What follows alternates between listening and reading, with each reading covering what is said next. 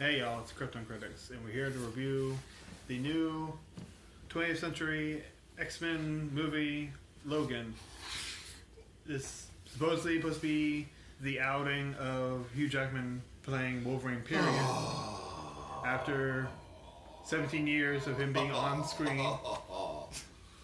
Dad, what did you think of this movie? I loved it. I loved it. It was thoroughly pleasing.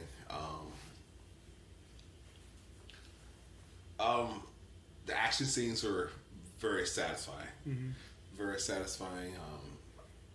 I didn't need any super apocalyptic type threats in this movie. It didn't need it. Yeah. It just didn't need it. It's just, it's in the realm of possibility, something that could happen in their 12 years in the future. Yeah, it's just a small story, but it's a nice way to wrap things up. To watch this guy go through Phoenix and all the Magnetos and all the things he went through, just had real emotions and real. When he finally broke down and told the girl, spoiler. Spoiler review. Spoiler review, yes, definitely. About the bullet, the reason why he had that bullet. Mm-hmm. At first he was making like kept it as a souvenir, but he. Of course, when I saw that, I'm like, okay, so we're doing Wolverine Origins of Ultimanium Bullet. No. But this was done with much better. Oh yeah, significantly. That's like comparing one end of the spectrum to the completely other. Wolverine Origins is one of the worst films. Period. Okay. I truly believe that. It's just appalling. But thankfully, you slept through half of that. I did. There's no way I could have slept through this movie. I'm just like, it's so bad. I can't take my eyes off it. Yeah. I can't believe what I'm seeing. But yeah, this movie is very emotional. Has a few like really good jokes that they put in place, and we're very welcomed to have cut up a lot of very seriousness. Not to say that's bad. Most of it is very great. I would say that definitely. It's definitely worth your money, and I would definitely see it again. There's a guy that's with I can't think of his name in the movie, but he wears all the stuff to keep his skin protected. Caliban. What's his name? Yeah. One more time. Caliban. He's a comedian. He's usually with Ricky Gervais. I recognized him soon, so I'm like, dude, that's the guy that's with Ricky Gervais all the time. And he's real tall and lanky. And he did amazing. He did a really good job. The back and forth between him and Hugh Jackman was great. The back and forth between Patrick Stewart was amazing. I was like, every scene was satisfying. And when the girl finally went ape shit, I was like, holy this girl was beast. Yeah. They picked the perfect young lady. But I thought Weapon... You gotta love that scout she has. Oh, dude, I can't wait to see this lady get older. I see this little girl crossing the street. Mm-hmm. She... I thought Weapon 23 or 24? 23? She's X-23. So I thought she was Asian for some reason when I was in the comics. No. I don't know who you're thinking of. No, it was. It's just, I guess I didn't read into her background when I saw that certain people draw her. She looked Asian to me. Mm-hmm. But all in all, the story behind where the mutants go, which I guess I wanted to see where the kids wanted to end up at. Mm-hmm. I wanted to see this Eden. I wanted to see this place that they were going to.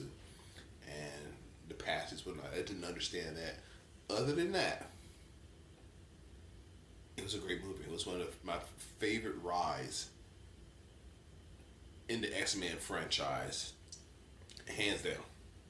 Definitely. This is my second favorite out of all the X-Men films. What's your first? Days of Future Past. That's my favorite one. This is a very close second for me.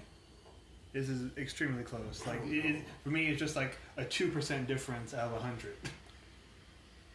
I really do enjoy this film. Dude, how brutal it went. Oh yeah, I love that. I'm not one to like jump for that, but I'm like, finally.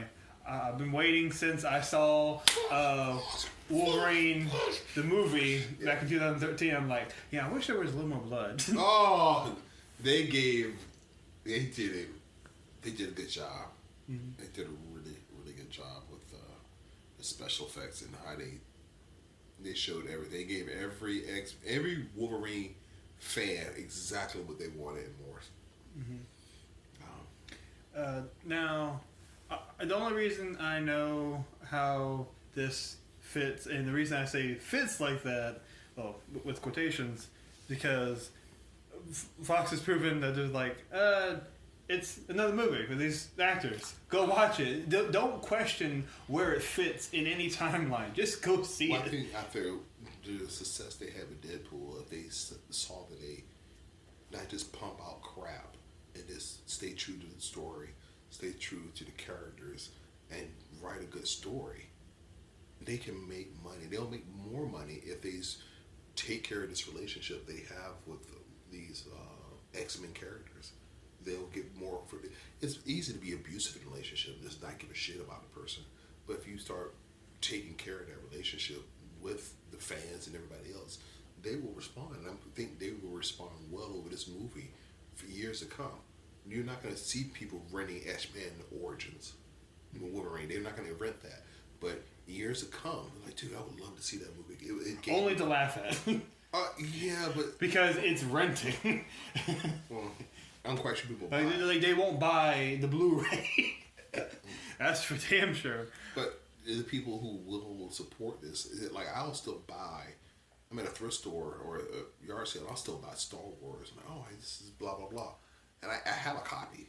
Mm-hmm. But I enjoyed the movie so much, I will buy it again just because I geek about it. You'd be looking at it like, is this 2004? Oh yeah, 1997? This is before the edits. I'm like, oh my god. Because I know for fucking sure it's not 77, 80, or 83. But I thought it was... Everybody did a good job. Even the bad guy with the metal hand. Pierce. He remind me of a little bit. Who? Monsieur Candy from Django Chain, just a little bit. Oh, the accent. Well, just sometimes how he inflects words, not necessarily how... Yeah, his delivery was good. But yeah. I feel like without that, you would like be lacking a lot. What?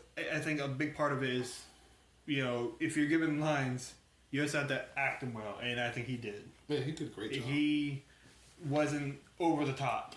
Right. And he easily could have been. Well, one thing I didn't like about Deadpool was the bad guy in the movie. I didn't think he was a great actor. He was okay. I didn't like him at all. It was okay. Like, I like Ronan from Guardians of the Galaxy more than Ajax. Well, a.k.a. Francis. Yeah. But I like this bad guy. He wasn't, he was kind of likable in a way. But the reason I was saying fits like that earlier because, Fox has said that this movie is completely separate universe from all the other ones we've seen. Oh, because they're not going to kill off Wolverine. That's too much money. But I find it funny because most people don't know that. Most people going in just like, oh, same character. I don't care. I just love seeing Hugh Jackman slice up people. And they make references to X-Men 1. They talk about the Statue of Liberty. And they talk about when he was fighting cages. Yeah. I'm like, that's good callback. And I'm just going to take it that it happened slightly different. Like, maybe they had an adventure where they went to Disneyland instead. Well, I think we should close the chapter of this series of X-Men with this one. I think, all right, they've been doing it for a few years now. Mm-hmm. And Wolverine's retiring. We'll get a new set of Storms, Xavier's, a group of guys who play these roles and pick some new people. Mm-hmm. Get some fresh blood in there. I mean, pretty much everybody. Let's do it. Who do I like more? Yeah. to me, it's like having two different dishes that you really love, and it's hard to compare them because they're so different. Fucking Stewart. I love both of them as a character. Stewart all day. Stewart even more like, so in I this like movie. him more as a representation of the character, but McAvoy I like as a more reinterpretation. Nice. Now, for He was a me, good pick. Stewart is definitive, but McAvoy is a different type of character for me. Just like I didn't have any emotional attachment to Rebecca Romijn's Mystique. She played Rebecca Romaine Stamos. No. I'm talking about the actress that played Mystique in the first original X-Men movies. Rebecca Romaine Stamos. Did you marry John Stamos? Yes. I did not know that. Yes. I'm going off the name that was on the information of the original movies. I'm just like, oh, I didn't know that there was a hyphen in there. Sorry. I like her Mystique better. See, she played the character more like the actual character from the comics, but I had more emotional investment in what I saw in Days of Future Past for Mystique. What's the girl that plays her now? I can't think of Jennifer Lawrence. Yeah, I didn't want to see Jennifer Lawrence. I wanted to see Mystique. I can understand that. I don't want Hunger Games in my X-Men. I'm not saying she didn't do a decent job, but it was just like, I don't want to be in makeup. I don't want to do this. I'm like, no, you're Mystique. Be Mystique. Not Jennifer Lawrence in jeans and a jacket. I wasn't talking about that movie. I was talking about Days of Future Past. I know, but this is my observation of what I see it going to right now, and I think Rebecca Romaine did a better job. I mean, she's not playing the character anymore. Really? Yeah. She's like, 3 movies, I'm out. I'm out of this bitch. Oh, fair enough.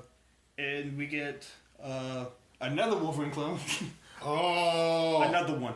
Oh! The clone, I don't know if it was CG and it's found a guy that had a body and looked like him, but it had a young, fresh... They call it Industrial Light Magic. Hey, guys. We got this actor that looks like him physically, and just put the face. You see how you did Tarkin? Can you do that again? Yeah. They're like, hey, we need some of that. And they did a good job. They did a damn good job. Now, you were asking who the hell is Richter? That was the kid that brought up the Earth. And so he has the Earth Mover? Yeah. It's like Richter scale. And he was a really corny character made in the 90s. I was just like, oh my gosh, they put Richter? Really? I was like, you got spotlight, you and Calculator. You're getting the spotlight. You're moving up. But, hey, he did crush him with a car. Yeah. Yeah.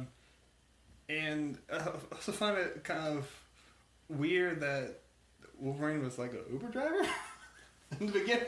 I'm just like... A limo driver, not an Uber driver. Uber, you suck so much balls right now. You're a horrible company. You're owned by a horrible, horrible individual. I hope you die. Not the drivers, though. Just the company. All right. Moving on.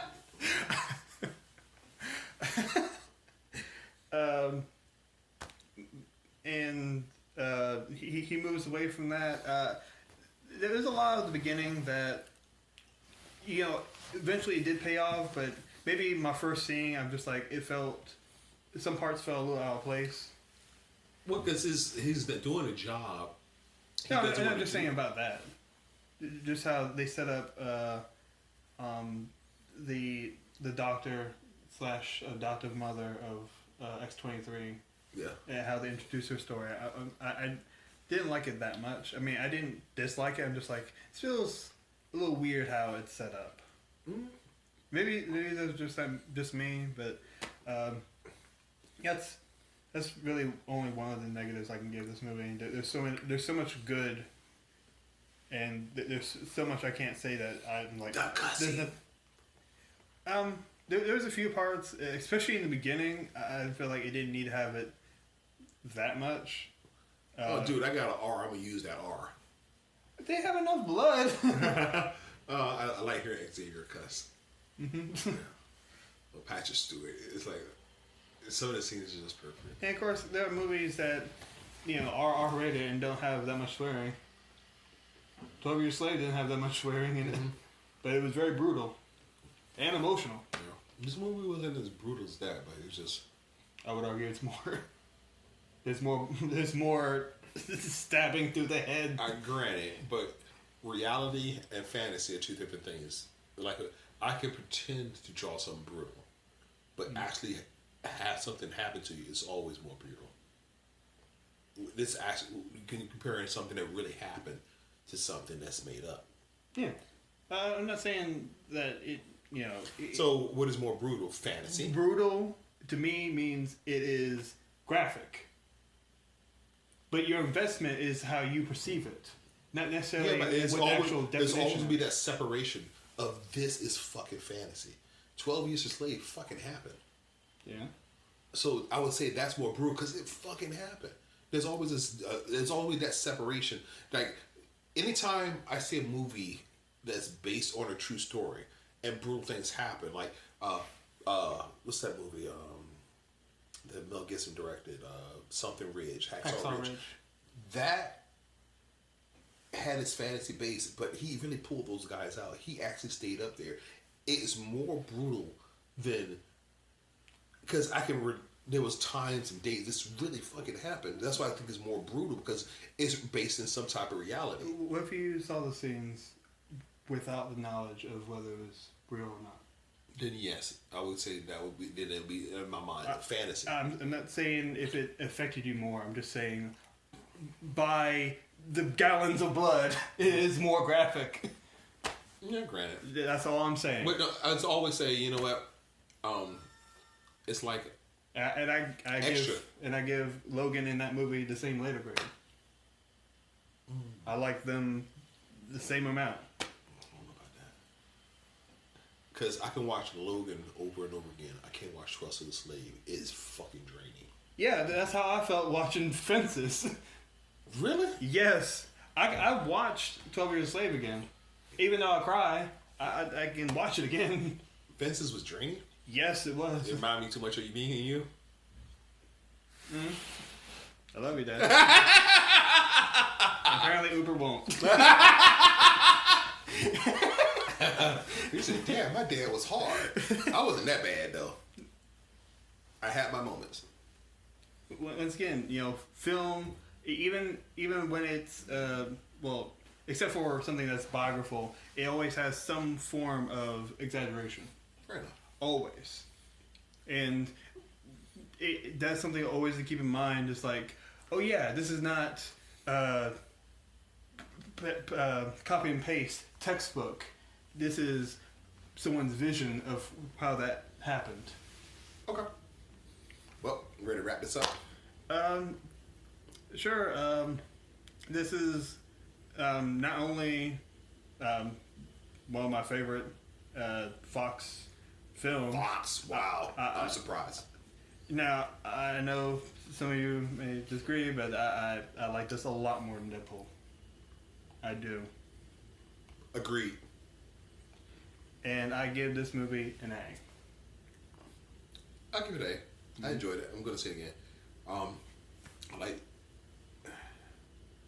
I did like seeing Deadpool in that preview before the movie started. That was fucking awesome. It reminded me of when Pixar would have those short cartoons. Yes, exactly. But it's actually connected to an actual movie that came out previously.